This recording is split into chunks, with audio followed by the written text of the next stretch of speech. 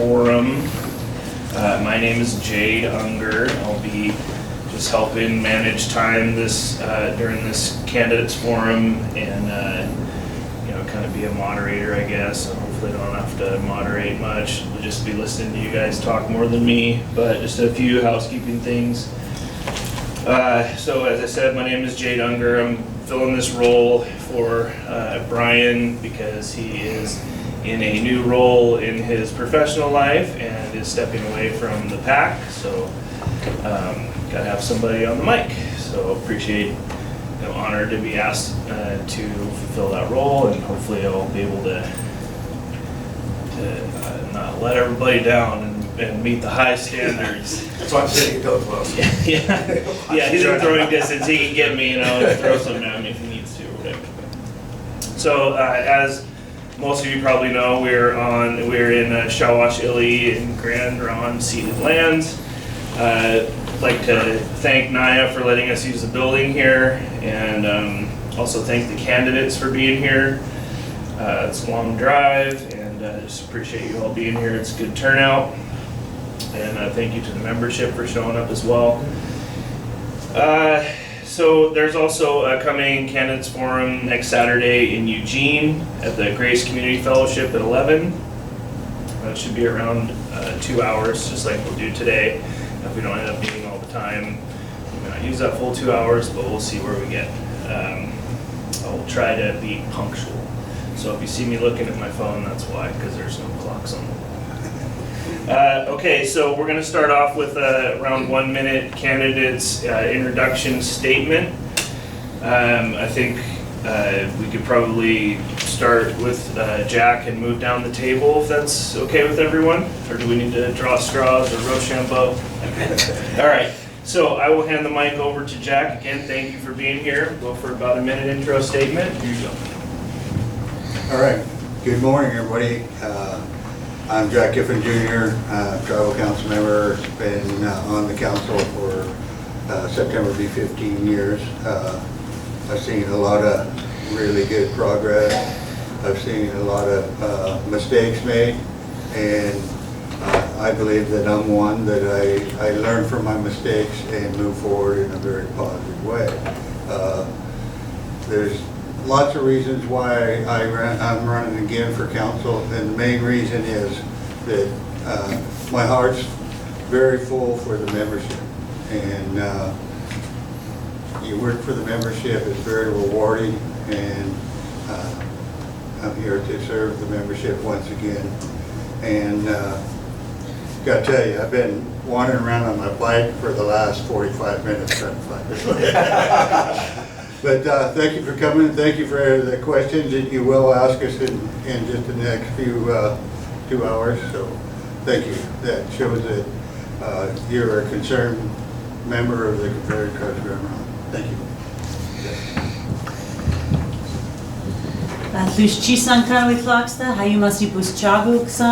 Good morning, everyone. Thank you very much for coming. My name is Kathleen George, and I am the daughter of Barbara Feehan McKnight and James Feehan, and the granddaughter of Elvira Sissy Langley and Thomas McKnight. I stand before you because I humbly ask for your support to be able to continue to serve our people on Tribal Council.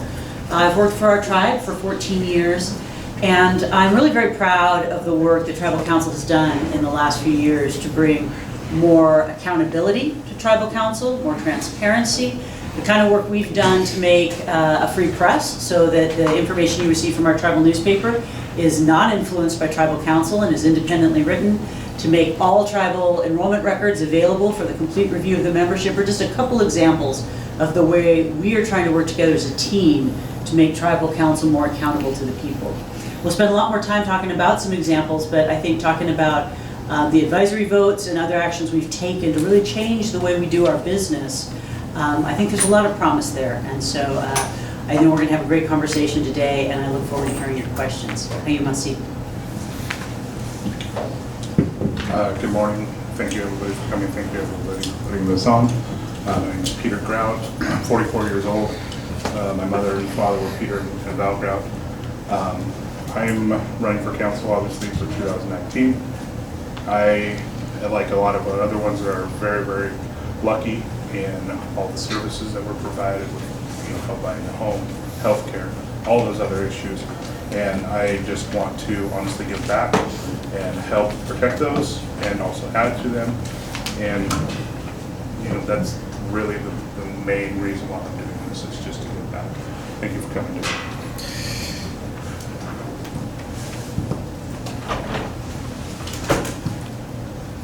Good morning. My name is Denise Harvey. First of all, I want to thank all of you for coming today.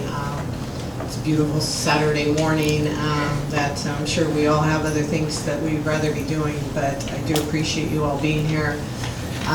This will be my third term if re-elected.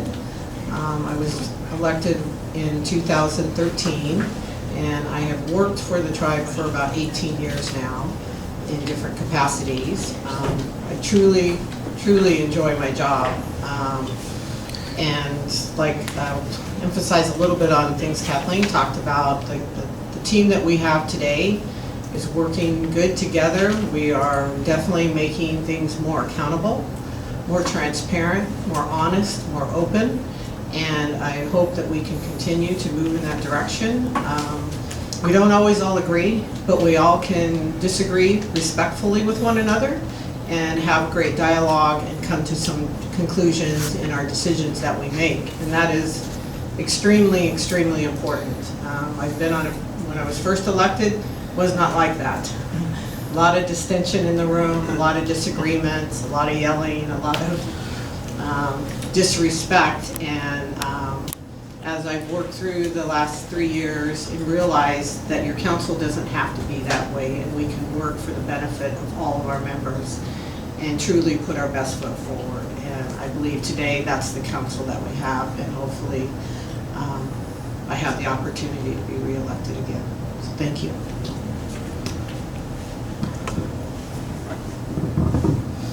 Yes, my name is Victor Cureton, and my grandmother was actually born and raised on an Indian reservation. Her name was Adeline Haller, and I was asked last year to run and had some really good numbers, so I want to try it again one more time. My main goal is to restore the voice of the people.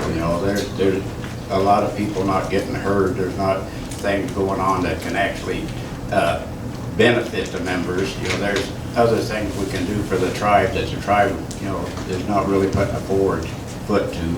So I want to kind of get in and press and open my voice and give some of the messages out that the people have concerns about, and hopefully get a ball rolling in another direction, towards the bettering of the lives of the people. One thing about me is I've been a minister for 20 years, and I've got a compassion for those and for the people. I feel their needs. I feel their urgencies to get help. And sometimes that help ain't there, and I want to reach out and try and move. Like for our homeless. We opened our church up, and out of the 6 months that we had it open for them, we only had 5 people show up. And that's a sad thing, because we got homeless up in the hills staying. And I want to see a quicker development in our housing. We got money that we should invest in that and bring them out of the wilderness and have an opportunity. Anyway, this is just a couple of my ideas, and I can move on a little bit further with the others. Thank you, Victor.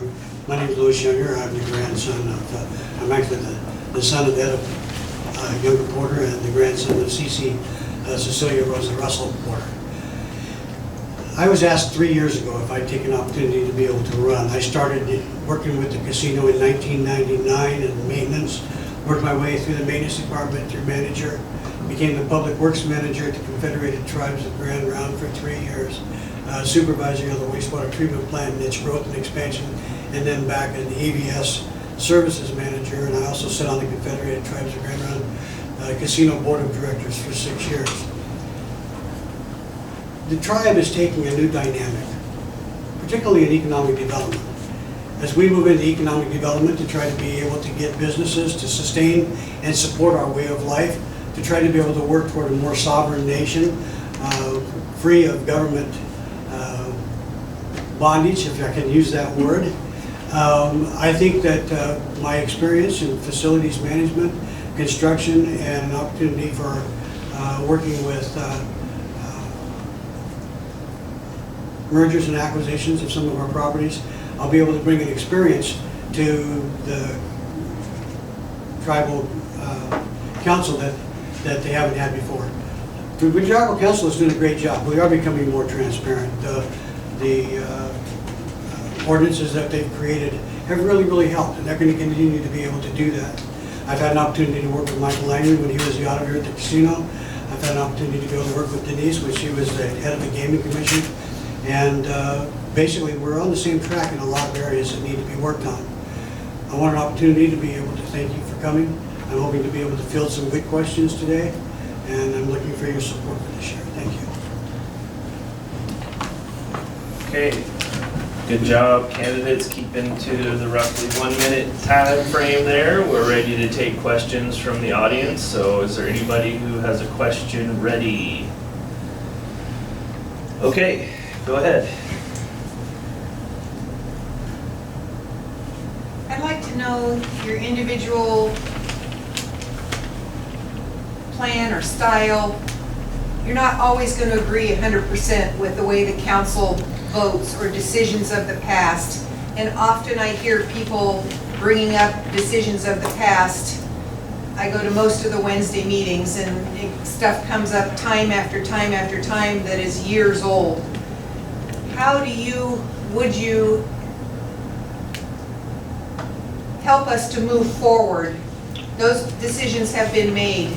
How would you help us to move forward as a tribe and maybe heal those divisions and support the decisions of the past? And even when you don't agree with something that's going on currently, what's your style of agreeing to disagree, I guess? Thank you. Okay, so to paraphrase the question, what is your approach or style in dealing with potential disagreements or dissatisfaction with past decisions that have been made by tribal government, and how will you work to move the tribe forward? Is that a reasonable paraphrase? Okay. Okay, so I think Lou wants to go first, so I guess we'll move I've got a down. mic, I don't have to, if somebody else. Nope, we have a volunteer, go ahead. My dad taught me a long time ago in communications, there's two very important things. The first thing is praise in public, okay, and discipline or counsel in private. Those of you that have seen me on Facebook have seen a phrase that I commonly use, which is, this is not the time or place for this discussion. It should be had at another time. I've had an opportunity, I'm an expressive analytical, so I've had an opportunity to be able to go off a couple of times. And some tribal council members have had an opportunity to see that. But the reality of it is, we learn moving forward. You know, when my mom made when I had an opportunity to be able to make a pumpkin pie one time, and I mistook salt for sugar. Don't do that. What I learned was you don't use salt. What I didn't learn was what you could use instead of salt. So when we take a look at past mistakes and say, I've learned, the question is, have I learned what to do moving forward? Not what kind of mistake I've made in the past. If we're not learning when we're moving, then we'll experience the same things over and over and over again. So first thing of it is if there's a need to have a discussion, Debbie, I think the discussion should be given another place and a time other than a public forum, so it can be done. The other thing is we need to be able to have an opportunity to be able to get it down in writing. Because if it's not in writing, we have a tendency to run in tangents, and then we lose focus of what the discussion is all about. So that would be the way that I would handle it. Yeah, I think probably I kind of agree in the same way, but the main thing is, you know, the past is something we can't change. You know, we can't go back there and rewrite what the mistakes we've made, but the thing is to look forward and not look to the back. And yeah, there's going to be disagreements, there's going to be arguments, but the thing is learning how not to get out of control, but stay at peace and let it ride, and hopefully, you know, move in the right direction. You know, best thing to do is look the situation over and see what is the best for the whole membership and not just for certain people, but for the whole tribe, you know, and agree. They can try to come together and agree in that area. So anyway, that's my views. So your individual plan or style, I've always stood on being true to who you are, being open and honest, and justifying your position on the decisions that you're making. There's often times that there will be a decision on the table and you have your perception of how that should come out, but then when you think about how to justify that decision, you can or you sometimes can't come up with a good justification, and that causes me to rethink my decision often. I think that there are times, and I have dealt with this in my 6 years on council, when a decision has moved forward and it's something that I haven't agreed with. You still have to follow the decision of the council and you have to move forward.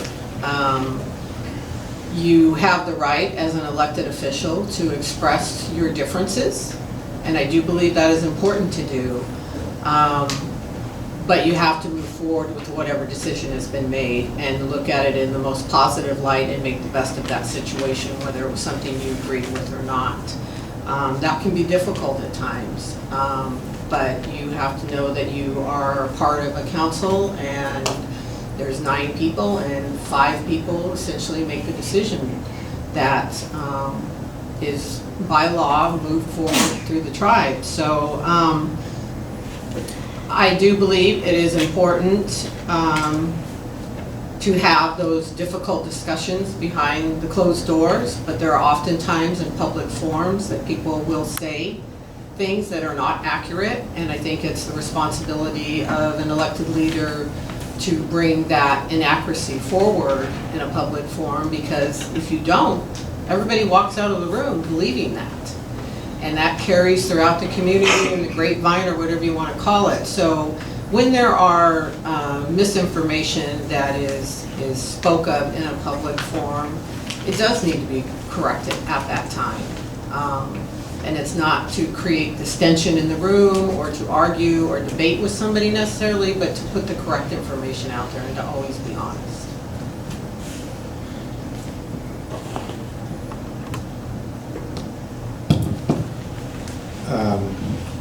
Past decisions are kind of a double-edged sword. You want to learn from them, you want to remember them so you don't make mistakes again in the future. Now, do I agree that I think we're saying is some of them get beat to death and brought up time and time again? That's absolutely true. But it's just, you know, in that we still have to be careful not to forget about the past and not learn from it.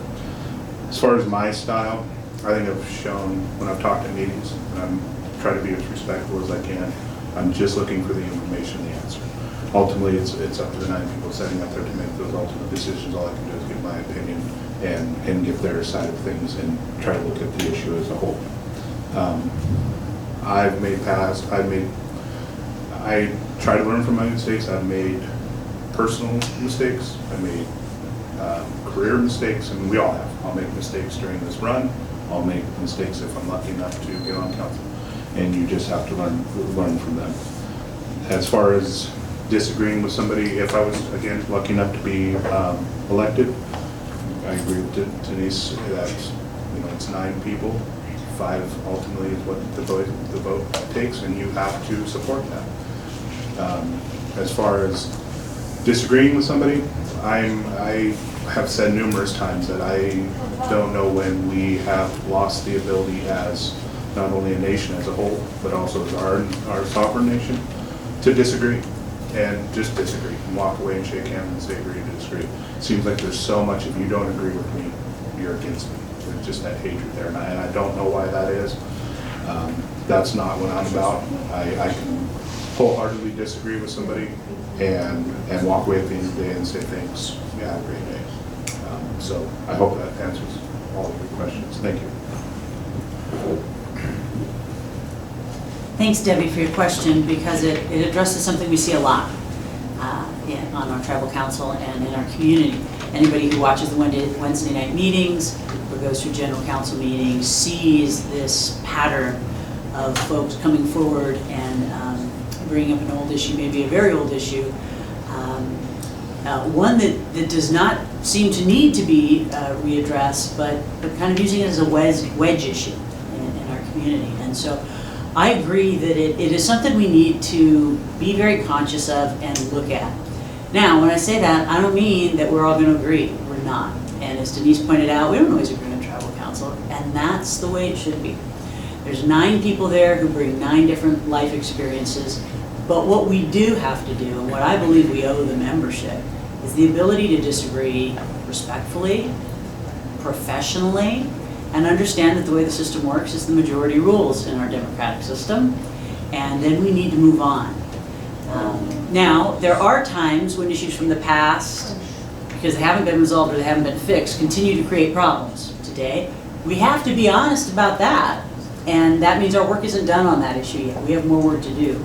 But I think your question really pertained to issues that are settled. They're done, they're in the past. And I think when we see these patterns of bringing up those issues just to kind of create a wedge in our community, we need to try to address it. We don't need folks creating us versus them in a tribe that's healing and I believe wants to move forward in a healthy way. We can respectfully address our disagreements. I have no problem doing that, and I think I've demonstrated that. I don't need to talk to anyone disrespectfully just because I see something differently than they do. It's really important that we do that for one another on tribal council. It's really important that we do that for our staff. It is really disheartening to our staff to be working as hard as they do, and because maybe we see an issue differently, we criticize them or we undermine them. We can't do that to our staff. We have incredibly talented staff, and we need to work together as a team. And I think we need to move away from this kind of us versus them dynamic and say, we can have a great discussion, but you're a Grand Ronde Tribal member, I'm for Grand Ronde Tribal members, and we can all move forward positively. Thank you. I'll start with moving forward, because I think that's probably the most important part of this. You see 6 people up here today. There's 7 people actually running for council, and each and every one of them is a very strong, well opinionated person, tribal member. And you get in a discussion with 9 very strong, well opinionated, and things that crop up do raise tempers. But moving forward, I think in my own self, what I'm going to try to do in the future is try to promote more compromise, because in the past disagreements, it's the basic words, us against them, you know, and through the discussions and bringing out more what I would call due diligence on anything. From my past experience, try to make those examples that why I feel the way I do, and hopefully that brings out them bringing out examples of why they feel the way they do. You know, not just, well, that's my opinion, and I'm not going to compromise at all. And for the past 15 years, that's kind of how I think how it's worked. Is an issue that is very, you know, very tough, and you know, you base your opinion off of your life experiences, and you don't have that, I guess, ability at that time to make a compromise. I haven't seen a lot of compromises on really tough issues. It's either right or left, and you know, there's not a lot of discussion on how we come to a center agreement and that everybody can live with. And I guess that's my pledge for this next term, if I'm elected, is to try and bring that out in all of us, because we're all really great people. We're all very passionate people about the membership, and it's a tough discussion.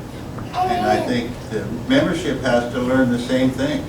You know, you look at the membership from my eyes sitting up here, that there's some people are on one side of the discussion and some are on the other. and we're not sharing why we're there. So, membership's got to learn along with council. Thank you. Thank you, great answers, and good job managing the time there. You guys all have really good internal clocks built in, so we're ready for another question from the audience. Go ahead. Hi, I'm Charlie, or Shar, as some people call me, Michelle Wesley, granddaughter of Clarence Michelle and Lenore Loxton. And I was recently accepted on the Tribal Health Committee. And so I've been spending a lot of time out there and going to different events now that I'm retired. You know, there's retired and then there's retired. So I have a lot of time on my hands. And so I've been noticing that how it's hard to keep people employed out there. And there's not a lot of incentives to stay out there or to live out there, or not a lot of housing. For people who maybe need to travel back and forth as well. So my questions are, what do you think about, or have you thought about, tracking our students that we pay for to go to college and or trade school? And keep in touch with them and give them incentives to come and work for the tribe, and to provide them with maybe some sort of housing while they either internship or do temporary work, or that may lead to permanent work, and remove some of the barriers that prevent them from coming home. And so, like, I would love to work out there. You paid for my education as a drug and alcohol counselor, but there was zero outreach to me, and I could not find a way to get out there because I own my home in Portland, but there is no way for me to come out there during the week and work. And otherwise, I would have loved to. But we just let all these educated tribal members just kind of go by the wayside and go move other places, and we could really use them out there. And then barriers such as childcare. That's a huge one. I noticed that in going to college, so many women especially have to drop out of college because there is no childcare, or it's difficult to work full-time when there is no affordable childcare. So those are just kind of lumping a bunch of things in one arena there. Okay, so to paraphrase that question, the question is regarding the healthcare system in Grand Ronde, specifically the clinic and the services that are surrounding that. And what is your vision or approach for recruiting and retaining Grand Ronde tribal members to fill those key jobs? And remove barriers. Yes, and removing the barriers that are preventing or making difficult the move to the local community in Grand Ronde. You also had housing in that, right? Mm-hmm.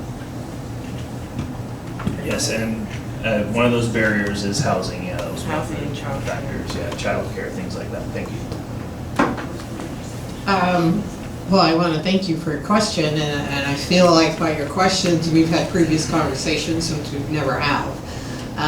These are some issues that I have brought forward over my 18 years of working there and recognizing high turnover in certain departments and identifying why those things are happening.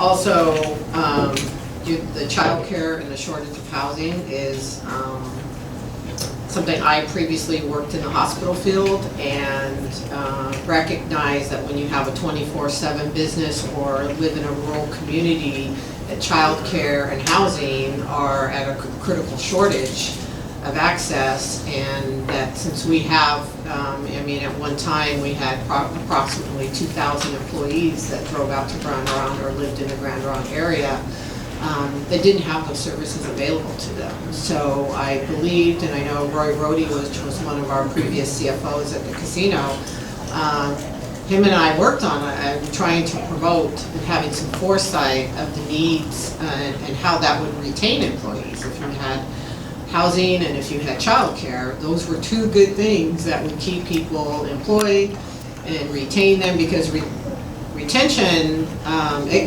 constant turnover costs your organization a lot of money.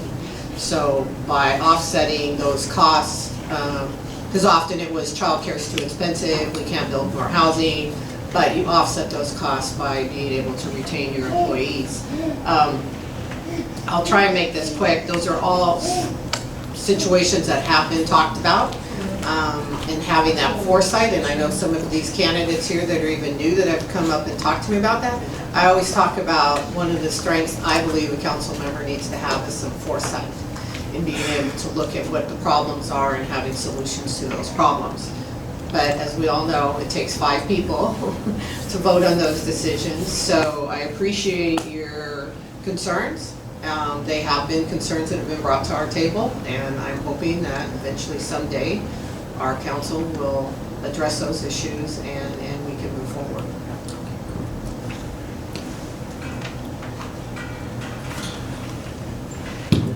I'm not sure if you're aware, but just recently there was a housing meeting, I'm going to say about a month ago, where a lot of these issues were brought up. I think there was a lot of good discussion that came out of that, and all those points were brought up. Housing for employees, housing for younger people. I think we're hopefully moving in that right direction as a tribe. There was talk of apartments. There was talk of even dormitory style, where you could, for people that don't want to necessarily live there but want to come during the week and live. One thing that has to be thought about along with that, I believe that has to be thought about along with that, is as you add more people to the community, you're going to have to add more services. You're going to have to add more community, stores and all the other stuff that goes along with it, with a higher population rate. As far as the students, I couldn't agree more. We are educating. I'm on the education committee. I've been for this is my second term. We are absolutely educating a ton of people. It's one of the proudest things that I think we are as a tribe, and I think any of these council members, current or future, would say. I would love to see more of that, more of them come back and work for the tribe. But again, it all comes back to housing. It all comes back to the ability to come home. So I think, we're moving in the right direction. I'm going to be, if elected, going to be there with them that we need housing. We need to have the places for our people to come home. As far as childcare, we have an excellent Head Start program. I'm not sure if you're aware of it. I think that can be, I think there's a room there for that to be expanded into childcare, because I think they can go there as early as 2 or 3 now. So I think that's a perfect opportunity to expand that into childcare. Thank you. Excellent question. Thank you. Denise and Pete both bring up some very, very good points. When I worked on with the board of directors, sitting on the board of directors at the casino, one of the big challenges that we have, of course, is wage disparity. We're not paying the casino people enough to be able to make the commute, particularly when our others. Now, they are getting a good raise, and it's coming up very, very well. But I think it's too little too late. So that's the one thing. The other thing is, when they start taking a look at tribal member welfare and self-reliance and self-sufficiency, we have to take a look at it holistically. To educate a tribal member at the tribe and not have a job for them to go to when they're educated is going to make them go away. And it's not just the Confederated Tribes of Grand Ronde. That's a national problem with Native American education. They're not providing the jobs. I worked as a member on a board for succession planning, where a tribal member gets educated and he actually gets paired with an individual that's non-tribal to be able to work in their position until such a time as they can actually take over the job. Our ex-security manager had an opportunity to be able to work with some others where, as the security manager, he was hired for a period of 3 years, not with our tribe, but with another tribe, with the knowledge and understanding that he was going to be paired with a tribal member educated in security for those 3 years. And when he walked away at the end of 3 years, that tribal member would actually have that position, and he would be supported with an excellent stipend, or a severance package, as well as a qualified recommendation. One of the problems that we have is we have individuals that are not tribal members that have been sitting in positions at our tribe for years. I'm not saying that that's necessarily a bad thing, but what it doesn't do is it doesn't give our tribal members an opportunity to be able to be educated in their departments and to be able to move up. So you have that. So succession planning as well as education is extremely important. Housing is also important.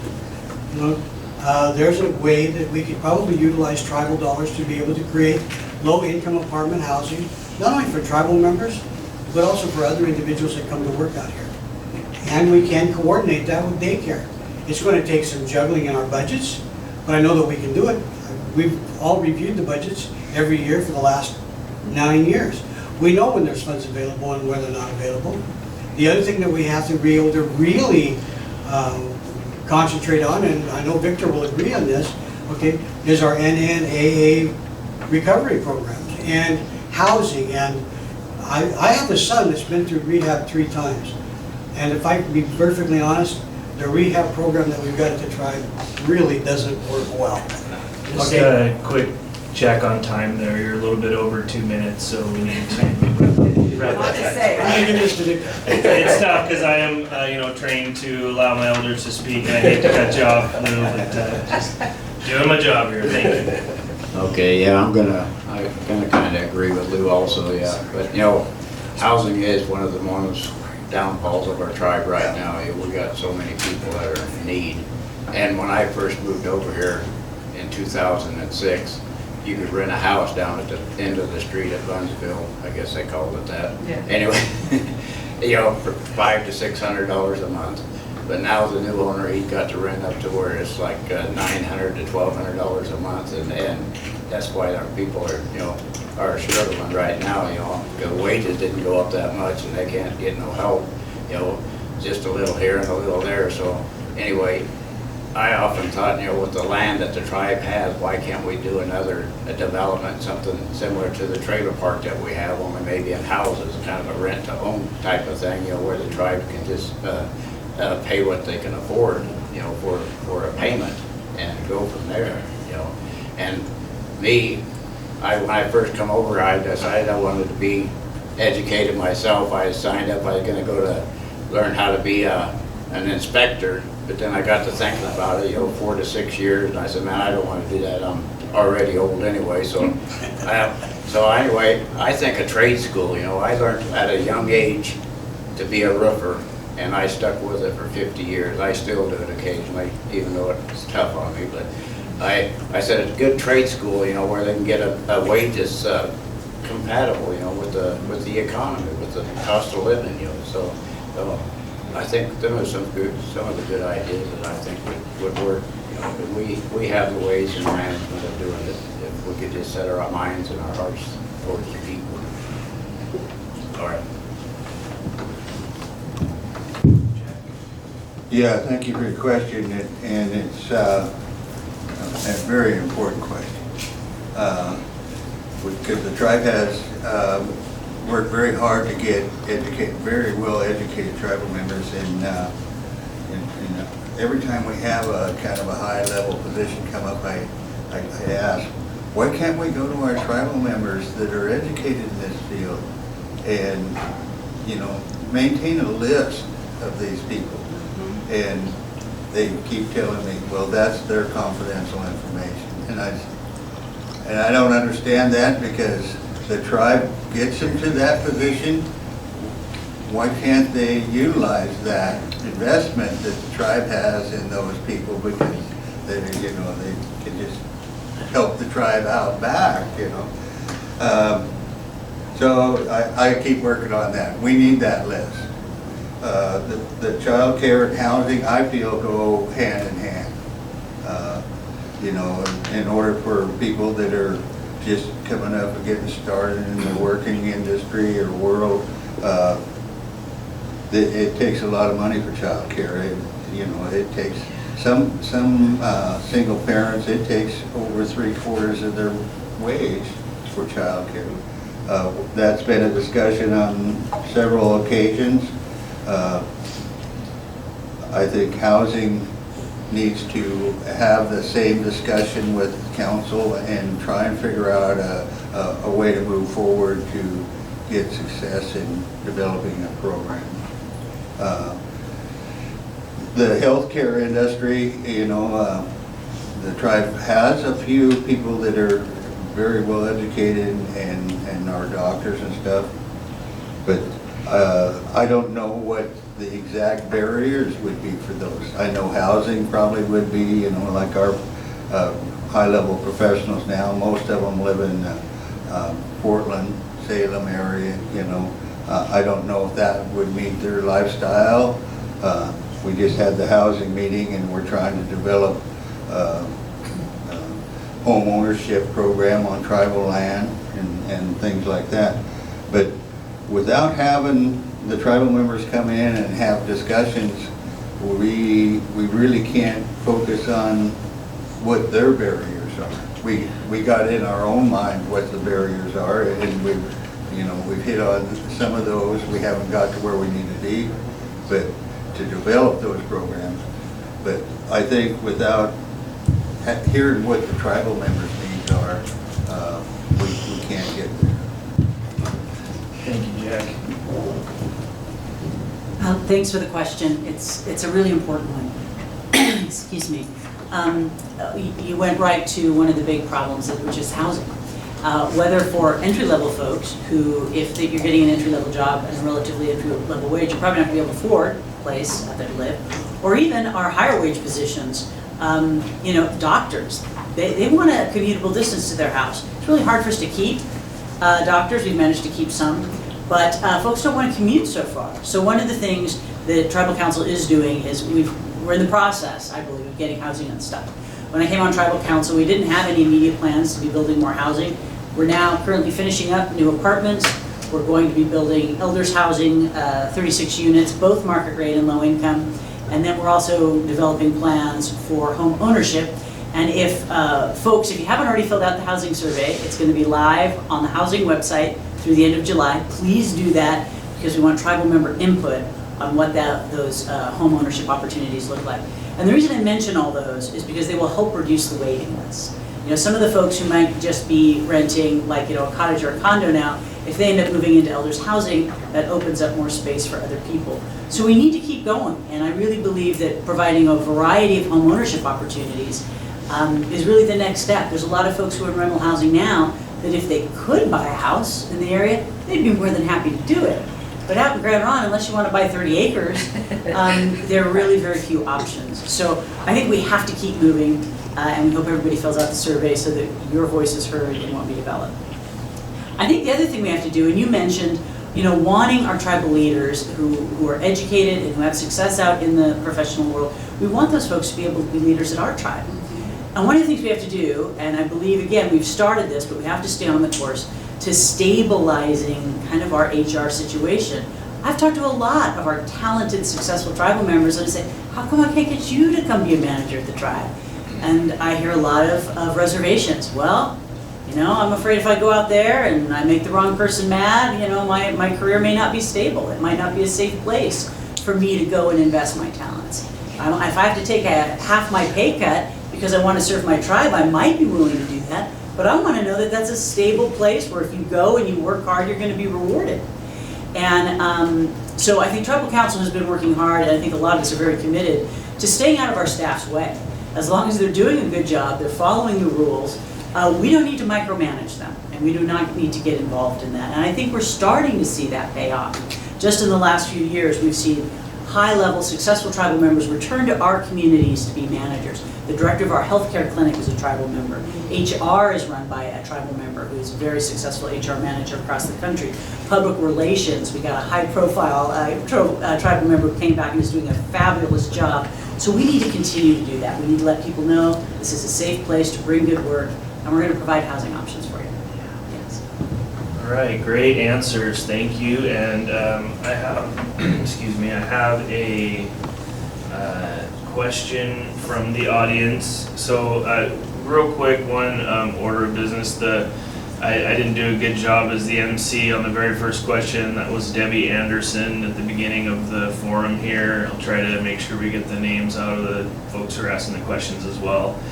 Just honor and respect the folks that have shown up to to participate here from the tribal member side, non-candidate side, or whatever you want to call it. So the question is from Val Alexander. It says, it's sort of a two-part.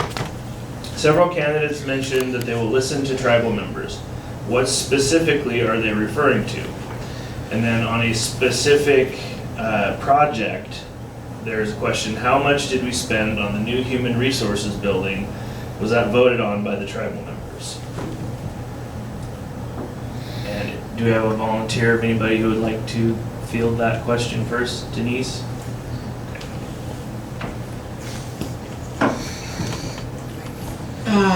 I do believe, I'm trying to remember the figures, the HR building cost about $400,000. It was a budget amendment. It had not been put in the budget. It was not planned. And it was something that 5 council members decided they wanted to build a new HR building, and that $400,000 was adjusted. No conversation with the tribal membership, no plan necessarily.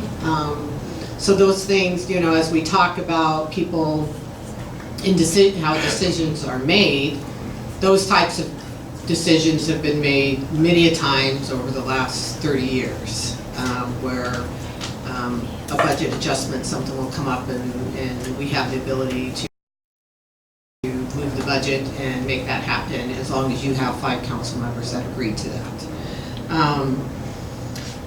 One thing, you talked about listening to the members, and you have, you know, listening is a great tool to have, and hopefully people exercise their ability to listen. But we always have to make decisions that's best for the overall good of the membership. So I always try, and there are oftentimes members call and are concerned or have questions or disagree, and what I always try and do is just explain it to them, help them understand, give them the information of why we're making this decision, what the pros and cons are to it. And most of the time, sometimes we walk away and we say, well, we don't agree, but we have a better understanding. So I always try and make myself available to the members, to listen to them and to have those conversations, whether we're in agreement or not. And it happens often. I feel very privileged that I have such a connection with our community and the people and the employees through my previous work, and being very engaged in all community activities. So I feel that I'm very approachable. I get told I'm very approachable. A lot of times I get hit with a lot of questions from the members because they are able to come up and talk to me and ask me. And I always try and do my best to explain whatever decision it is we're making and why we're doing it. So, thank you. So just real quick, and that was a great job managing time there, but so that I'm not tapping the mic, I'm gonna actually start using a timer that'll just beep once when it gets down to 2 minutes. So if you do hear that, just try to wrap up in maybe like 15 to 20 seconds. I don't wanna cut anybody off in the middle of their thought. So, and do we know who wants to go next? Thanks. I think we're gonna have Kathleen go. Oh, go ahead, Kathy. Yep. Hard to see down there, but thank you. So, first of all, the first part of the question addressed listening to tribal members, and so I think you have to make yourself available, and so I try to do that in whatever way works best for the tribal member. Folks call me, they email me, they message me, they stop me in the hall, they stop me in the parking lot, and it's important to let people know that you're happy to communicate in a way that works for them. I find myself meeting folks for coffee and things like that. It's something I'm very committed to, and I certainly will continue to do. The HR building, I think that's a great example of a decision-making process that we need to learn from. Denise, my recollection was that it was more than $2 to $3 million. It was $4 million. I said 400. It was 4 There million. you go. Okay, and that's what I was gonna say. I just now caught that. I was like, no, that was 4 million, not 400,000. And the bigger picture is, so like you said, it's not like that this was identified as a need of our staff. Hey, we really need to change this. The highest priority is an HR building. So somebody decided that was the way it was going to be, and we'll justify the cost later. What I'm as concerned about is that $4 million out of the blue is the ongoing cost that we pay. When you talk to HR folks who work both at the casino or at the tribe, they did not think this was a good idea. But it's not as if they were consulted and asked if they thought this was the best idea. And as somebody who serves on the board today, I think we continue to struggle with the results. It's very difficult for HR employees. If they want to go and sit down and talk to an HR specialist, they can't just go down the hall.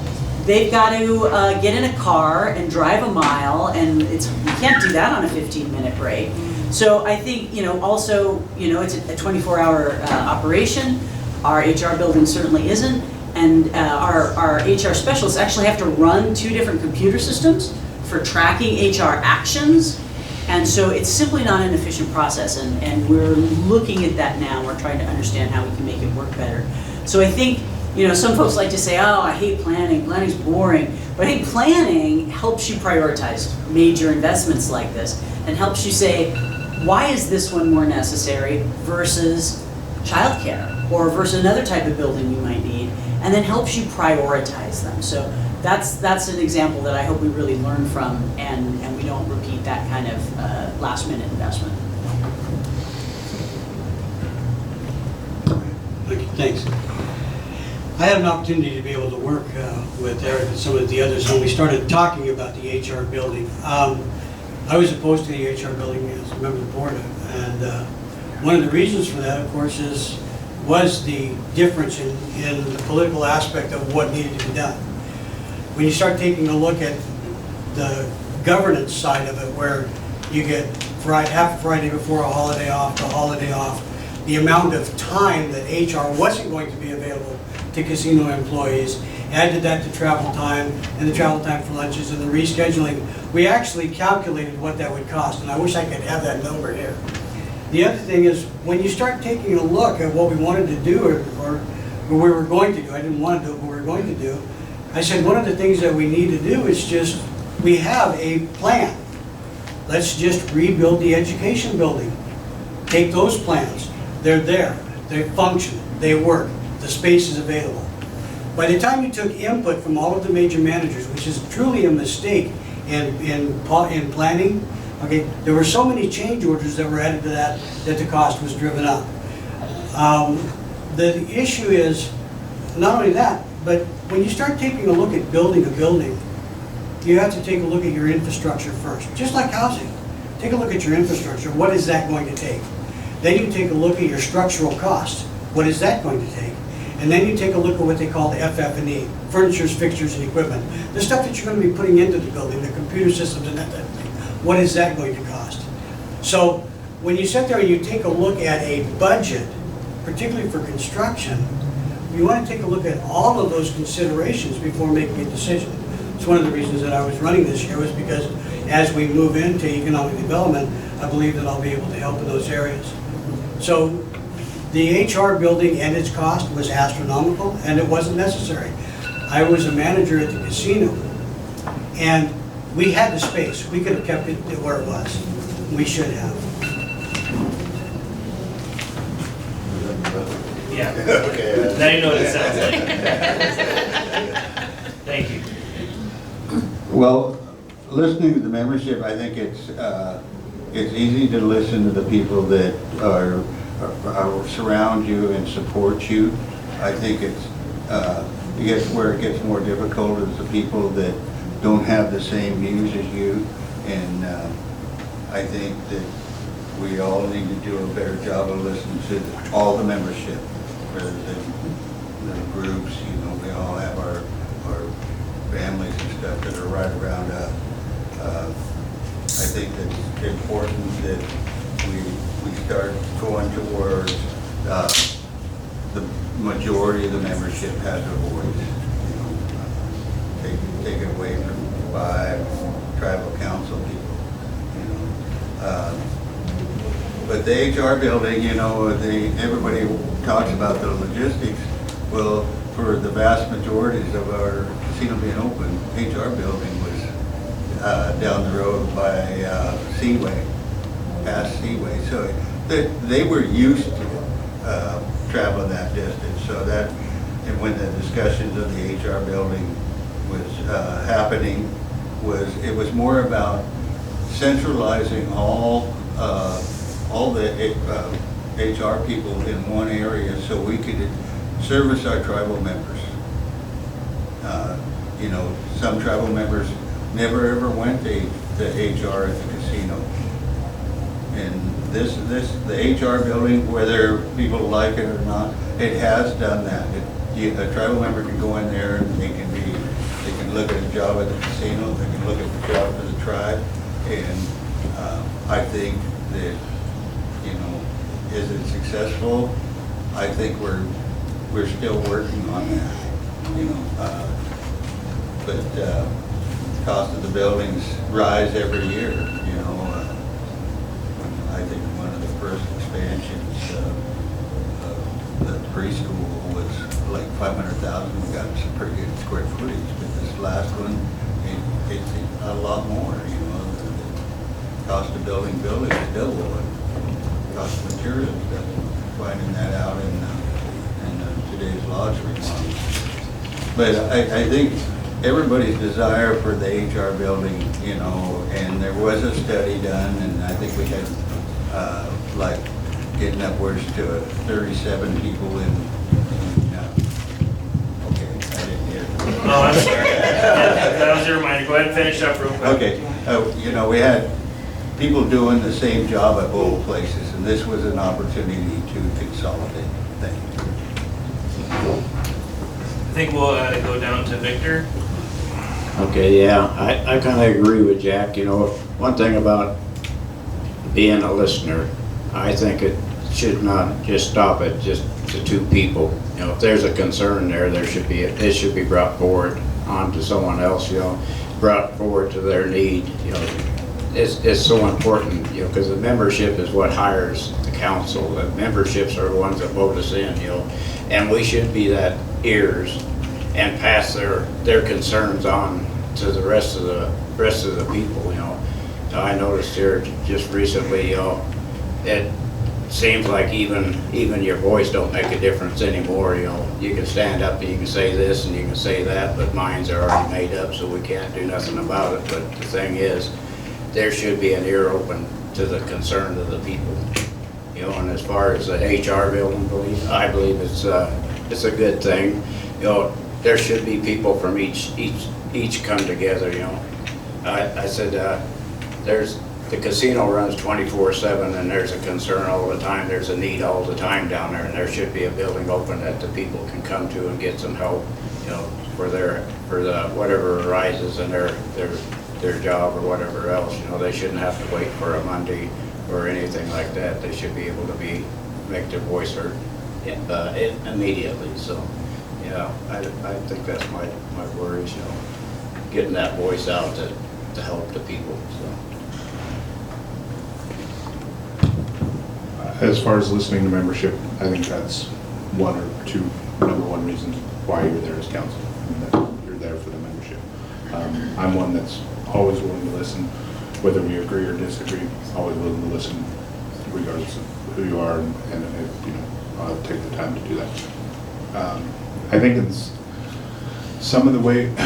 some ways we have whether we like to admit it or not, a two-party system. There's definitely two sides to things right now. So people tend to vote on which side of kind of arguments, or certain, I shouldn't say arguments, certain issues that are prevalent in the tribe right now. So what I propose and maybe would like to see to help maybe curb that division is on certain issues, maybe say like purchases. We hear a lot of talk about purchases over, you know, 5 million, 10 million, 15 million, whatever that number is, that the membership should have a voice in there, vote on it or whatever. So what if we, and these are just, you know, ideas that I've talked with current council members in the past, and not advocating for, just to start the discussion of what if we, you know, as purchases, you know, we figure out what that number is. And if we're going to make a purchase of that size, it has to be unanimous, similar to taking money out of the endowments. What if enrollment's another always a big issue? You know, what if for enrollment you had to have 7 instead of 5? You know, so it's not just that 5-4, 5-4, you know, because you hear so much, all we got to get is a minute of 5. So I think though there's different ways to listen to membership, with, you know, even with their voice and in other ways. So it's just something I'd like to see maybe more discussion happen. As far as the HR building, for being a 21+ year employee at the casino, we hated it when it was down by the, you know, where Wandering Spirits is now. It was a pain. You always had to leave. Well, I got cut up later. I didn't know it was 4 million. I had always heard 2.5, so that makes me less in favor of that at the time. But yeah, I think that was a mistake. I think one of the, just adding my own personal take on that building was that even if it was $2.5 million, it looks like a barn. And it seems kind of expensive for basically like a 2-story barn.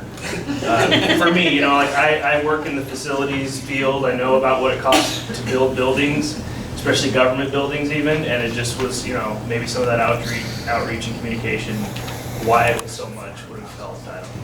Anyway, we'll go on to the next question. If we have a question from the audience, is there anybody ready for one? Go ahead, Russell Wilkinson. Yeah, so I want to get each of your take on this, but there's a lot of talk about investing in Grand Ronde area. And I know some of you believe that, you know, any of the monies that the tribe makes should be put back into Grand Ronde area. Personally, I feel like we should be expanding, you know, our investments. Take the Blue Heron property, I was for it. I love seeing us going outside of the immediate area and getting some exposure from all the way around. So I'd like to know what each of your take is on that. Do you believe that all of our money should be invested back into Grand Ronde proper, or should it be in all the ceded lands? Is there anything you want to see happen? So to paraphrase the question, it is really regarding investment strategy, and is there a, do you have a preference, a belief, a strong feeling of money only being a valid investment in the Grand Ronde local community to the reservation, or that there is a broader approach to investing throughout ceded lands and beyond in order to build up the presence of the tribe? Is that a reasonable paraphrase of? I think we have Lou ready to go first. Yeah, thank you. That's a good question. It's one that we've been talking about amongst ourselves for quite a bit of time. The first thing of it is, and I'm going to go 2 minutes, Jimmy, Christmas. The first thing of it is we're a global tribe. 42 states, 4 countries.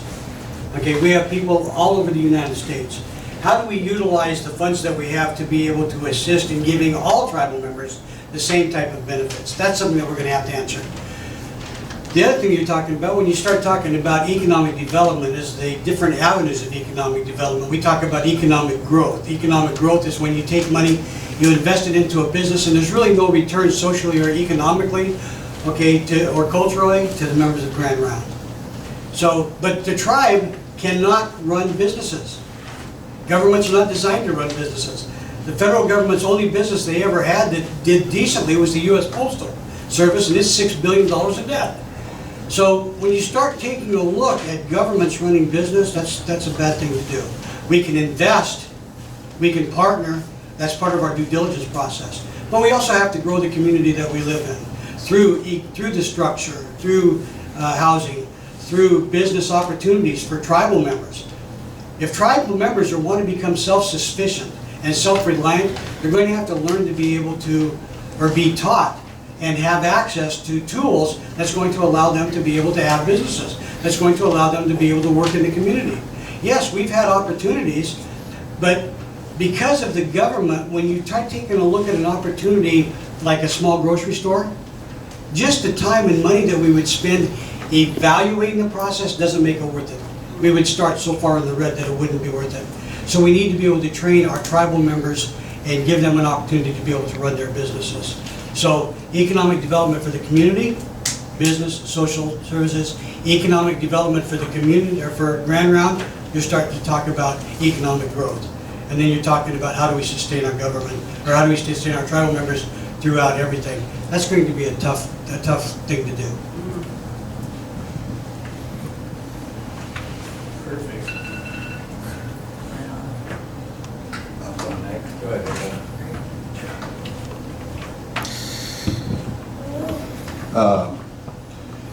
First of all, Grand Ronde is our homeland. And we've got a ton of ceded lands that is very valuable to all of us. But investing in our homelands is goes back to one of the problems we have, and from a question earlier, is how do we get people here to work in whatever we invest in, say a grocery store? You know, we're back to the same issues. And traveling the Grand Round isn't always easy. But, and the problem we have with investing in our ceded lands is the farther we get away from the government, the harder it is to manage anything. We found that out even in the timber industry. We had property up around Scappoose. It was tough for the natural resources people to go up there and manage that property. It cost more to manage it. Investing in Grand Round, for me, does a couple of things. It makes us more aware of the hurdles that we got to overcome and to get our people to come back and have a good life, have a house, a good home. There's, you know, the ceded lands, even in the southern Oregon, you know, we had an opportunity to buy some property at Table Rock, and that was the main issue in the discussions was how are we going to manage that property. And you know, people don't like to drive half hour from Salem to Grand Ronde. Well, our staff, existing staff, don't like driving from Grand Ronde to Medford either. You know, so there's lots of issues that have to overcome in either scenario, in homelands or ceded land. Yeah, no, Either way, it's fine. investing, whether it be on the reservation or ceded lands, I think a lot of that goes to what do you, I'm just going to say this wrong, what do you want it for? So there's a lot of talk recently about what is now the American market there near the reservation, that a lot of people wanted to buy that. I agree with Lou that those generally don't make a lot of money. We would be far better off just to leave our money in endowments. You'll make more off of it than we will. Now, do we want it just to say that we have it and we have local places? That's something that's going to have to be a decision for the membership, because you know, are we willing to lose money on it or not make as much as we would before? So a lot of this is just going to come from what the membership wants, because a lot of it is, what do you want it for? Same thing with the Blue Heron property. You know, we heard cultural and economic. And again, it should be up to the membership of, if it's cultural, are we willing to spend that kind of money? If it's economic, are we willing to spend that kind of money? So much of it just depends on what you want it for and what are the reasons for wanting it. You just want it to say you have it.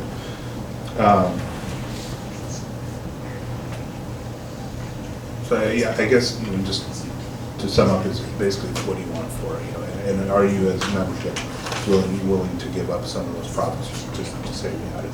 And part of that is going to have to, some of those questions are going to be answered soon as we do more housing and as you need more services around a higher population. Some of those questions are going to have to answer for local. So thank you. So just real quick, before we jump into the next response, and I'm going to circle back to Jack and Peter to give them at the end 30 seconds, because there was a specific issue in that question about the Blue Heron property, and I don't think I did a good job paraphrasing that. So if you want to address that now, you can, additional 30 seconds, and then I'll give Jack and Lou at the end to cover that specific item. Okay. So what was the specific item? About the Blue Heron property and what your thoughts were on that as it ties into the larger question of investment in the Grand Ronde community versus in the ceded lands or beyond. I thought I answered that, maybe I wasn't. Yeah, I think you did. I just want to make sure, because I don't think I did a good job of paraphrasing. So if you want additional time, you can have it. If not, we'll come back at the end. So yeah, go ahead. So, yeah, those are very good questions, and it's interesting how those decisions are often made. You know, is it investing in something for profit and to make money, or is it investing in something because there's services that are needed within your community? And, you know, Peter brought up the little grocery store there, the American Market. we did get a grant to do a feasibility study. It said it wouldn't be a for-profit business, but it would provide a service. We're considered a food desert out there. People have to pay high prices for their groceries. They also have to have transportation issues, so if they have to take the bus or whatever in McMinnville, by the time they come back, they have a hard time buying frozen foods and things like that. So in that, I've always been supportive of the grocery store only because it could probably handle its own weight and the operating expenses. It wouldn't be a high profit.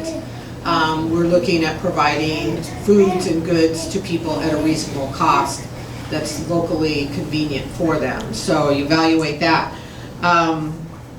I think investing, in the 2008, 2009, 2010, I was wishing the tribe, when the market was down, property values have fallen, that we would have came in and swept up homes, commercial real estate, whatever it might have been, because we would have made a lot of money at that time. And we have the ability to do that, and we didn't do it at all, not one bit. Jack brought up the preschool and the HR building. The difference in those and making those decisions to expand is that you have the opportunity to apply for grants. The council at that time did not want to wait to apply for a grant to build the HR building. They just wanted it done. And so the preschool, that had been an ongoing request for years. We had 40 some kids on our waiting list. Oh no, you got to apply for a grant, you got to get this, you got to get that. We did. We went out and round up about $1 million in grants to do expansion, and of course the tribe had to kick in, I think about $250,000, maybe $300,000, but we couldn't move forward on a need for our children until we had received enough grants to justify that. So, but you can spend $4 million to build an HR building that you don't really need, that you just built an HR building on the casino expansion.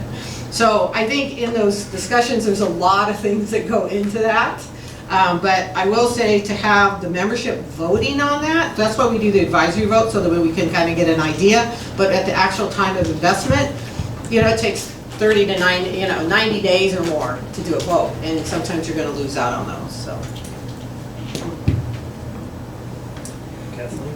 Again, thanks for the question about, investing only in Grand Ronde or throughout our ceded lands, and how do we see that? So first of all, I want to let people know that we are looking at more investments in Grand Ronde. We're looking right now at a commercial scale solar field that could make us some money or substantially offset our electrical costs, which are very substantial. We're doing a feasibility study for additional amenities at the casino. So what kinds of types of services will help bring customers to that property. And we're also hoping within the year to expand to a nice RV park that we know would bring additional customers and additional overnight stays to the casino. So we are looking into those things and making them happen. The other thing to remember is that we do own business and investments outside of Grand Ronde proper. We have Cherry City in Salem, and it's a profitable business. The building in Portland makes a profit. In fact, our own clinic is cost positive. And we, of course, own timberlands throughout our ceded lands that do bring revenues to the tribe. But thinking forward, what more do we want to do? People are asking about Blue Heron. So I want to say I see our investments being within our ceded lands, and probably the more significant the investment, the more important the place to Grand Ronde. So Blue Heron is a significant investment, there's no doubt about it. It's one of the most culturally significant sites in our history as Grand Ronde people. And we know that there's already over $20 million that are committed to the redevelopment of that site. And we know that we have plenty of people in the greater Portland area who'd be interested in that area, might want to work there. And so I think that's a great alignment for Grand Ronde, personally.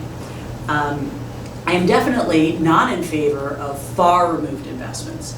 Something like out of state, the microgrid investment, very far from home. Our people don't know what we're going on there. In addition to many other red flags, I'm not in favor of just looking at business investments that far away from home. I see closer to home, I see in our ceded lands, and probably focusing on our population centers or special places. And then the last thing is advisory votes. We're going to send out an advisory vote about whether or not people would like to see the tribe invest in housing outside of Grand Ronde, so maybe Salem, maybe the greater Portland area. So look for that in your ballot and be sure to tell us what you think about that. Thanks. Okay, yeah, I got several ideas, but I really kind of feel like Peter, an outside investment like the Blue Heron, should have been something that should have concerned and given an opportunity to the membership to vote on. That's an awful lot of money, and we're in a need right now of many homes, for the reservation areas. I think it would have been a whole lot better just to spend money closer to home and to help the memberships. But the greatest thing is to get the people votes in something that large, just to go ahead and to spend tribal money on something that really won't profit us right now. It should have been brought closer to the home, to the needs of the people. So, yeah, but as far as investment, stores and stuff like that, I agree with Denise. I really believe that a store in our area would be a whole lot of help to a lot of people. I transport people, and we have certain people that can't get around, can't move. We gotta put them in our wheelchair vans, and we take them into town and do their shopping. I said one closer to home would make it a whole lot better, and save some tribe some money from our wages from having to do that. So anyway, that's my thoughts. Thank you. I feel that the Blue Heron property, like any property that we decide that we want to be able to invest in, if invested in correctly and developed properly, is going to be a profitable concern at some point in time. We invest in timber, timber's going to return in 40 years. We replant, it's going to return in 40 years. So we have a 40-year cycle. In timber, we don't think anything about waiting 40 years. We don't anticipate or believe at this point in time that somebody's going to be able to come up with a product better than timber to be able to replace timber. We just invest in timber. So there's an opportunity to be able to do that, but we have to do so cautiously. I think that we need to have a development plan that incorporates many different things. We don't silo our funds.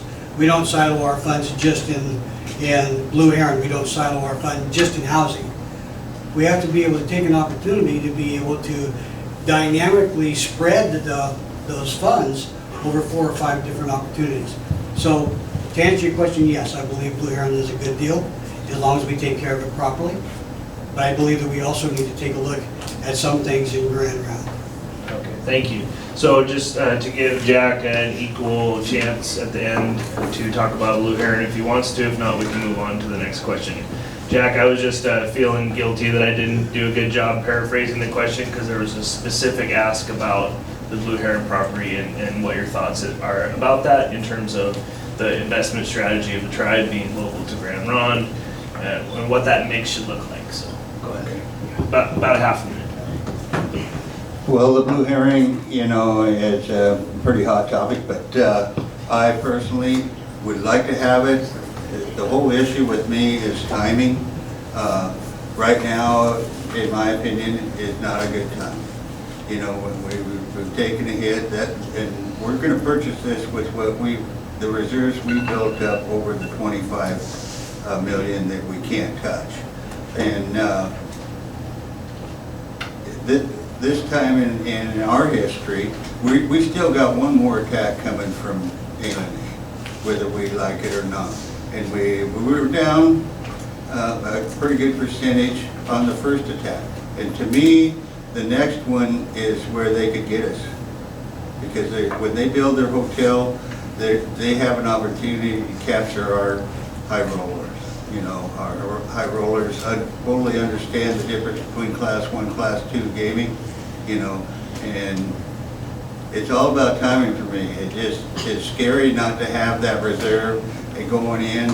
We're remodeling our lodge to try and counteract this, and we're going into this and we're spending our whole reserve, and we're at the highest level of debt we've ever been in the 15 years that I've been on council. So it's not that I wouldn't love to have that property, but my experience is you don't get rid of your reserve for when you maybe have attacks on you. Okay, thank you, and apologize for having to kind of chop that up a little bit. Hopefully everyone's satisfied. Everybody good to move on, or? Okay, so, okay, I think I'm gonna take the next question from Bernadine Schreiber. Yeah, since Jack brought that up about A&A, my question is, what about Wild Horse? I've been hearing that they're expanding so much that they're going to be the biggest casino in Oregon. I know that they're east, but I will tell you this, I live here, and I know a lot of people go east. So that was my question. What is your answer to that for expansion? Okay, so to paraphrase the question, Ailene was brought up, Ailani. Sorry. Okay, all right. So, This is posted on the web, man. yeah, no. So the question is about the Wild Horse Casino and their planned expansions and what that may have in terms of an effect to Spirit Mountain and future planning. Is that a fair paraphrase? Yeah, because from what I understand, they're putting about 84 million into theirs, and they're adding bowling alleys, and they're making it more family oriented. So $84 million That's what I investment to heard. become the largest in the state casino with a lot of attractions and things like that. So what is your, what are your thoughts? What is your answer to that? Denise? Yeah, well, since I do a lot of collaborative work with other tribes, I've actually had the opportunity to see the plans that they were going to do several months ago. And I think, yeah, you're right, it's like $85–90 million that they're investing into their property. I think, I mean, I'm happy for them. I'm always supportive of when our other nations can grow and become economically stable. And for, you know, LNA is a competition for us. You know, we spent a lot of money fighting that issue. We bought the MKC dog track to offset the threat. So that's an investment that we have the opportunity of selling and getting some of that money back and maybe making a couple $1 million on that. Hopefully that's the way it is. I think we have to continue to improve our property. You know, we're putting in the RV park that has been talked about for years and years and years. I think it will be moving forward within the next year. And we're upgrading our hotel rooms and just maintaining your customer base and expanding. I know for Umatilla, I don't know that they'll be the biggest gaming. We will probably still have the most gaming, but they're putting in a lot of other amenities. So other amenities are an important part of gaming resorts. So we have to be able and be open-minded. And I'm not sure, I just want to say, you know, Jack made a comment about we have the most amount of debt than we've ever had. I'm not sure what debt he's talking about, because we don't have, you know, we're not taking loans out for the banks. We haven't recently taken anything out of our endowments. So I'm not sure where the debt that he's talking about. That's one of the things that makes Spirit Mountain and the Confederated Tribes of Grand Ronde very good in business opportunities and investing, because we don't have debt. We don't have debt. And that's very rare in the world of casino operations. So, thank you. So Jack wanted an opportunity to answer that. The debt is, the casino owes the debt to the tribe, and that's what's gonna, I've never seen it as high as it is today. So also serving on the Spirit Mountain, Gaming Board, our debt is not at all disproportionate to where our business model is. And as Jack said, we owe that debt to ourselves, so we're paying the tribe. So and in addition, you know, if you didn't trust my evaluation of our financial situation, we have external auditors review all that. And one of the things they commend us on regularly is that our debt position is excellent and leaves us in a fantastic position to do additional investments. So I'd have to see the numbers that show that we're out of line in terms of our debt, because that's certainly not what our review over the last year has shown. But in regard to Wild Horse, I applaud the Umatillas, and I say more power to you. I hear your concern about competition, which is very real. Our most significant competition, our market analysis would tell us, was from A&A. But what they're doing in Wild Horse is what they're doing in Las Vegas, and they're making family-friendly entertainment centers. In Las Vegas now, more than 50% of the revenue earned there is not from gaming. It's from other types of amenities, and that's why we're conducting a feasibility study right now in Grand Ronde to look at those types of amenities. Now, those types of amenities in the long term are the future of gaming destinations.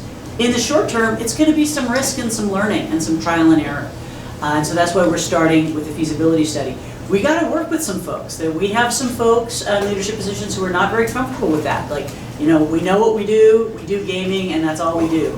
That's kind of the Reno model, right? And look where Las Vegas is today versus Reno. So I've actually asked that Gary George, the executive director for Wild Horse, come out and talk with Tribal Council about what they did there and how they worked with their council and came to those conclusions, because I really think we need to look at those exact same sort of things. What brings people, what brings families to our property? And we know that the gaming demographics will change over time. Right now, we're in good shape. Lots of baby boomers who like to go to casinos. But the future generations don't like to sit in front of slot machines. So we're going to have to offer them another product, and I look forward to exploring that. Thanks. I would have to agree that A&A is probably our closest competition and biggest competition. Wild Horse is fairly far away. I don't see us taking a lot ahead for that. I commend them as well for taking, spending that kind of money on those things. And I hope that they did their due diligence and made sure that that's going to be a return. That's the same thing I would say if we were going to do it. I'm not opposed to having a bowling alley. I'm not opposed to having a movie theater. As long as we do studies to make sure that it's going to pay for itself. I know there is some lost leaders in the casino business, but you don't want too many of those. As far as the family-friendly, Vegas has went back and forth. Back in the, I'd say 90s or the 2000s, they were very family-friendly, kind of went away from it. So I think that's it's a trend that comes back and forth. I would also like us not just to, if we're going to look into those kind of amenities, which I honestly am for. I've said for a long time, I think we need those amenities. You have couples that will, one's likes to play machines, one wants to go. I can say for myself and my wife likes to go to the spa. I like to eat, but that's besides the point. There's different reasons why people go there. So I would like us to not only survey people that come to the casino, but we do have, we have populations around us too, as in, Rural Mina, that's 2,500 people. Sheridan is 5,000 people. So also look out to there, because I can say from living in Grand Ronde that we're a half an hour from anything that even remotely is a city. Or, and most people would consider say if we want to go to the movies or if we want to go to the grocery store. So I hope that we look at that, the local community too, as not only people that would come to the casino for that, but that would just come as an alternative to having to drive 20 minutes or half an hour somewhere else for this. Thank you. I think we got Blue next. Thank you. I've followed Las Vegas too for quite some time. And Pete's absolutely right. They tried the family-friendly process in the early 90s to mid-1995, trying to be able to get people in. Amenities typically are lost leaders. In other words, you offset the cost of your amenities, through revenue dollars that are received by the additional people that you get coming in. And that's a very, very delicate balance that you have to be able to do. And the type of amenities.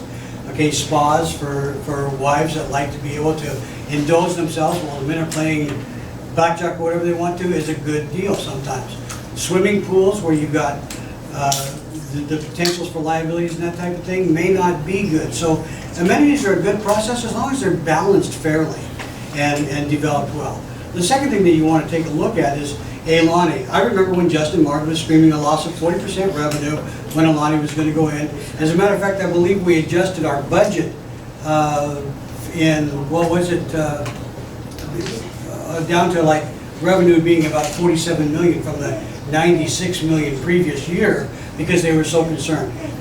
Our revenue loss never went below 18%, or above 18%. we did very, very well in trying to be able to maintain and manage our losses.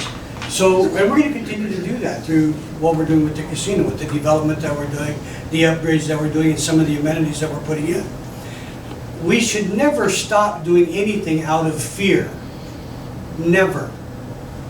We have to be able to move forward cautiously, okay, and advisedly with professionals looking at what we need to be able to do to be able to figure out how we're going to utilize our funds in what areas.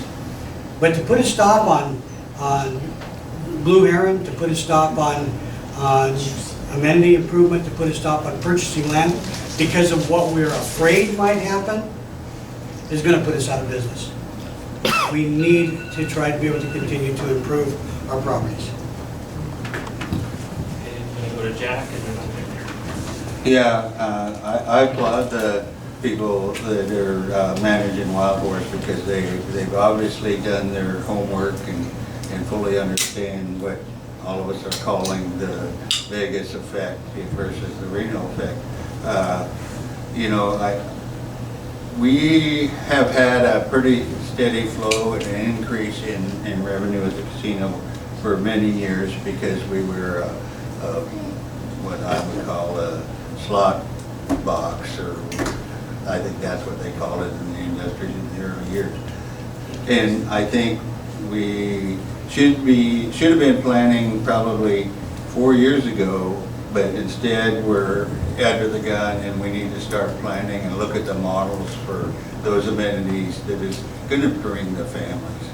You know, we were the closest casino to all the populations, and we didn't worry about that. And now it's time, because of competition, that we need to start worrying about it, start planning, start doing the due diligence, and start asking the communities around us what they would like to see as those amenities. You know, I mean, Wild Horse has got a movie theater, you know, and they got a golf course, and I don't know, do they have a swimming pool? Yes, they are. You know, those are the things that I guess the communities around us that have families that need to come to our place. So we're behind the gun on that, in that arena. Because the Vegas effect will be our downfall eventually, if we don't start moving towards that. Yeah, I think I've been out to the Wild Horse. I had the roof I had to do in Pendleton that actually took me three weeks to do, a big old church, but I pulled a trailer out to the hookups out at the Wild Horse, and we had a wonderful time while I was there. We had a swimming pool out in the RV park with all the full hookups. We also had a pool inside, you know, that you could use.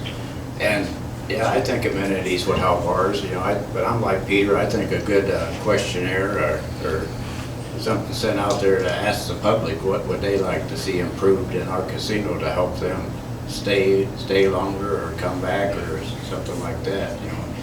You know, sure, you know, Wild Horse is way on the other side, but I believe you. Yeah, I really believe they're actually outgrowed us. But the thing is, I don't really think they're hurting our income to that much. Not as much as Elani, but I think if we could just reach out and maybe do a few amenities. I know since I've been here in 2006, I've seen like 4 different reconstructions of the inside of the casino at lots of money, but all they do is dressing up the inside. We need to dress out the outside, something that'll make them come back. So I think, yeah, amenities would help a whole lot, maybe draw some more people in. Okay, great responses to the question about Spirit Mountain, A-Lene, and the Wild Horse Casino. I think we have time for one more question. Brian has a question, and then we will, after that, go into the closing statements. So go ahead. Yes, my question is, I think it was Kathleen touched on it, that one of the concerns about getting educated tribal members back to Grand Ronde is the way that we run the tribe. And one of the concerns I would have is the stability of a career out there. So here's my question to you. So you get elected, you're on tribal council, you're elected. somebody in your family comes to you complaining about management, making a decision about their work ethic or their career, that they did something, and they share their perspective with you, how they're being poorly treated by management at the tribe. What do you, as an individual tribal council member, do? Okay, so as is tradition, I will paraphrase the question, and then we'll go, and I think Jack wants to go first. Again, and you guys have been doing a good job raising your hands who goes next. But the question is regarding personal connections in terms of a family member coming to you, assuming you are elected onto tribal council or re-elected, and expresses concern about their treatment from management, and what is your approach, what is your response about their poor treatment? Yeah, that's a good question, and it's not only for family members, it's friends too. You know, if I have a family member or a friend that comes to me and says they're being mistreated, their boss is targeting them or whatever it is, I explain the protocol. You got your first option is to go to that boss one-on-one. If that don't work, then you go to his boss one-on-one. That don't work. Then you go to the general manager and have discussion with him, and that don't work. Then your only option is to bring in HR and the general manager and try to negotiate some type of resolution.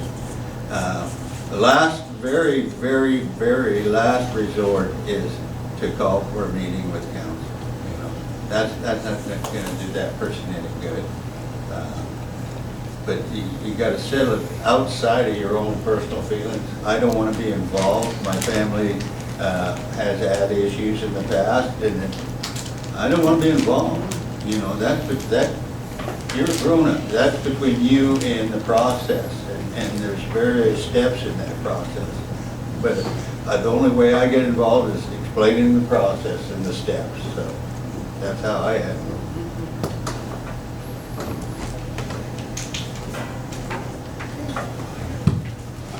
That's a fairly easy one for me as well. Go to HR, go to, if you're having a problem with your immediate supervisor, go to their supervisor about it. My mother was on council for a total of 15 years. It was made very clear to me, and I've made very clear to anybody else, don't come to me with your problems, take them to the appropriate place. So that one for me is very easy. That's why we have HR. That's why we have processes in place to deal with it. It's not our place to do it.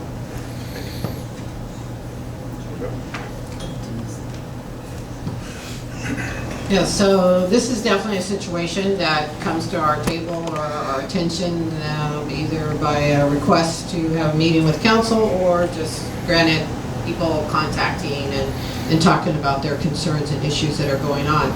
The first and foremost thing that I do is I address whatever policy it is that they're having, whatever the problem might be and what the policy is around that. Often that has actually resolved the issues, not only for the individual, that they now understand the policy, or the ordinance, or wherever it may fall, or the regulation, because I worked at the casino for many years in the gaming regulatory department. Them understanding that sometimes alleviates the whole problem.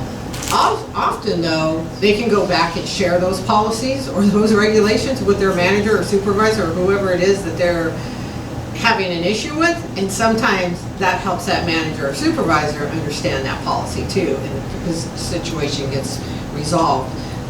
I don't have any immediate family that work for the tribe, so I'm not having to deal with that, but I have seen past practice over the years, many times, where we have had council members that come in pretty heated, pretty upset about a situation that may be happening with one of their close friends or family members.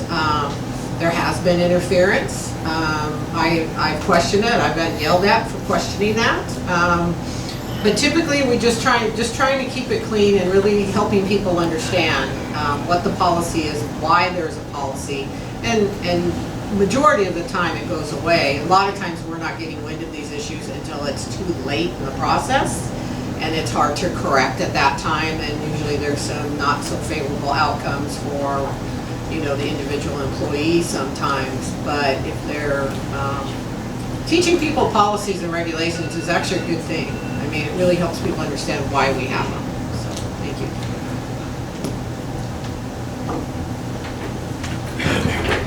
Yeah, I think a situation like this, I'd be like Jack, I don't want to get involved, you know, especially with family, especially mine. I got a lot of family that work for the tribe, so, you know, I think policies and procedures, take it up the line, let them solve it, you know, take it where it's supposed to be, and not just on a personal matter, just because you're part of the council, you shouldn't be able to push your muscles around, I'll say. But, you know, go through the procedures, you know, the policies of your job, and take it up the ladder as you go until you get the right answers. I think Denise and Jack both hit it on the head. You explain the policies and the procedures, and then you require them to do protocol.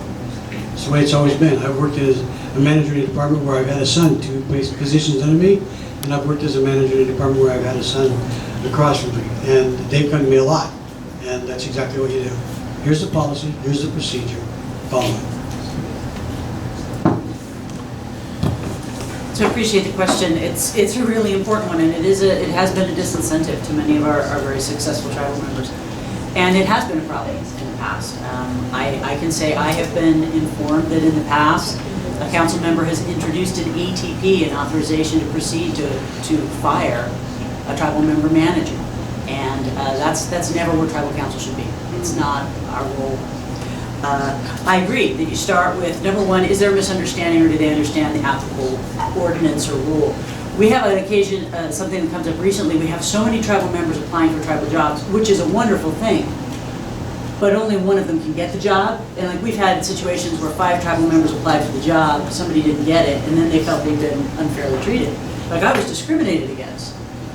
Well, only one person could get the job, and another tribal member got the job. So, you know, I'm sure the next one will be for you, you know, but sometimes helping them just understand the situation, they can go, oh, I probably wasn't discriminated against if they were all tribal members. But we have to follow the policies and procedures.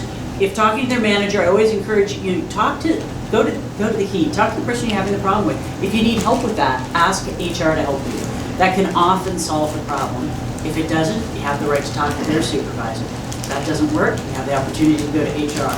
If you really feel you've been treated unfairly, or there's been a violation of an ordinance or protocol, you have the opportunity to go to the Tribal Employment Rights Officer.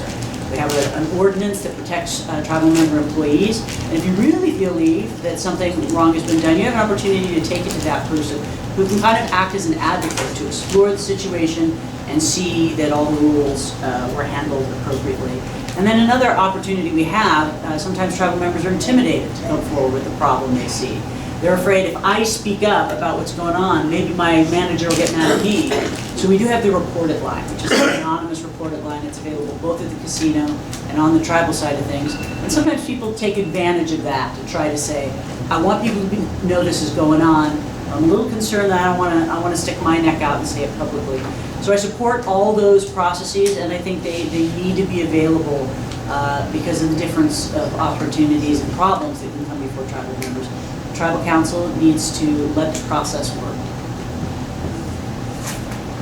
Okay, thank you. And I think we're at the point where we will take closing statements from each candidate. We don't have any more time for questions. There's about less than 10 minutes left in the 2-hour time window. So if, I think, well, who wants to go first? Should we go down the table? Okay, sorry, Lou had his hand up just a half second before you. We'll just come right down the table, about a minute each. Okay, thanks. It's not going to take a minute. I really appreciate the forums. I appreciate the opportunity of being able to meet fellow candidates for the tribal council. Have an opportunity to be able to hear them and see their opinions. I appreciate the questions that you guys offer us, so we might be able to think through a strong process and know what we're going to try to be facing. I want an opportunity to be able to serve you, and I hope that you can support me in the coming election.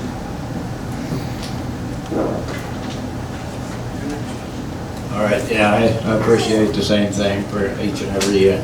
All you guys showing up and all the questions, you know, gives me an opportunity to enlighten my thoughts a lot. So, yeah, I want to if elected, try and bring the people back to the people. You know, I want, you know, I hear so many times, it's the last name, it's the last name. That's what people, you know, our last name should all be the same, Grand Round. We should be the ones that stand forth for each and every one of us. We should be one nation and not many divided. So I think I want to try and be that person that can bring us back together and make us one nation again. So thank you all for listening.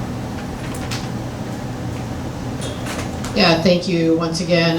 You know, I just want to reemphasize the team that we have today is really working for governmental accountability, open, honest communication, transparency. Some of the things we've done recently, just to kind of touch on that has been different and many past council really opposed, was our advisory vote, our free press, our reported line. We had to fight like heck to have those things, and all those things is for open, honest communication, transparency, and accountability. And I think those are all things that our tribal members would want our tribal government to stand on. So looking forward to being re-elected again. Have truly enjoyed and passionate about my job. I love all the national work I do. I love all the relationship building with the state, with other tribes. I really hope that I can continue that work for our tribe, and look forward to another term. So vote for Denise Harvey in 2019. I'd also like to start out with thanking everybody that came today, everybody that helped put this on, everybody watching. If you feel like what you've heard, I hope you can support me. I'd like to take just a quick second to say, please vote. We have, on average, about 30% of our tribal members that vote. Even if you don't like any of us, write that in. I'm not joking. Write that in. If it's not for me, great. Just please vote. You are 70% of you are allowing 30% to decide who's going to make decisions for 100% of us. So again, write it in. I don't care if it's not for me. Just please vote. Again, thanks everyone. You must see your participation, your interest, coming and telling us what's on your mind, asking us questions, is what gets the best information, I believe, out to the membership. These forums is the reality. What you see is what you get. These are your candidates. What you hear from us in this forum is what you'll see a lot more of should those people be elected. And as you're considering your vote, I hope you are pleased by the hard work we've done to create a more accountable and transparent government. The work we're doing through the advisory votes is changing the way we govern now. We're building, market rate elders housing because of the advisory votes. We ran a constitutional election amendment because of the advisory votes. And so that work's going to continue. And we hope that we have your support to make that happen. Please also consider, who is going to be able to represent you, work with the state and federal leadership. We need accountable, professional people. We need people who can work with others, who don't necessarily see things their way, but can do so in a respectful manner. And we need that more, as much now as ever. If you see people in our community who are promoting an us versus them approach, we know where that leads. We've seen that, and it doesn't lead to a healed tribe, and it doesn't lead to a progressive tribe moving together as one people. So I humbly ask for your support, and I thank you for the great honor of working for our people on Tribal Council the last 3 years. Ayumasi. Well, I want to thank everybody that came here and asked questions first, because I'm walking away with a pretty good understanding that those questions were pretty much along the same lines of discussions we've been having, but it just will help me promote them to the surface. It's been an incredible honor for me to serve on Tribal Council for 15 years. I'm here to ask you to support me again in this election, but that's a choice that you will make. But I'm like Boone, the first and foremost should be vote.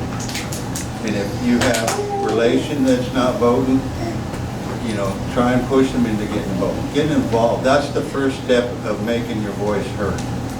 And, we talk about listening to the membership. That's the first step in listening to your membership. So I would want to thank those who have supported me in the past. and ask for your support in the future. Thank you. All right, that concludes our candidates forum. Let's, oh, I'm sorry, Bernadine. Oh, yeah. I just wanted to thank all of you for coming, because when we usually have these meetings up here, only a few come. So the people, a lot of times the people that from here in Portland, we only get to hear from a few of you. So then we base our decision on that, and the rest of you must not care if you don't come. So, thank you, all of you, for coming.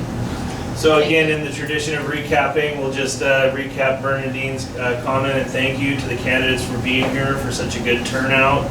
We didn't get every candidate, but a large majority, and it makes a big difference for the Portland community to be able to interact with you. So I think with that, we will give a heartfelt applause to the candidates.